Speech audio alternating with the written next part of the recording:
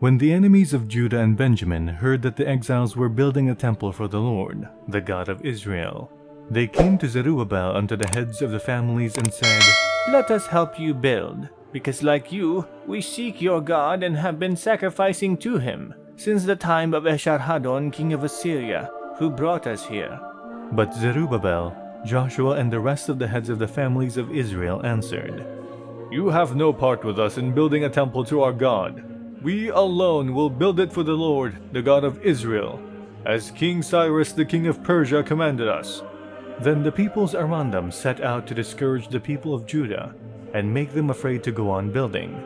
They bribed officials to work against them and frustrate their plans during the entire reign of Cyrus king of Persia, and down to the reign of Darius king of Persia.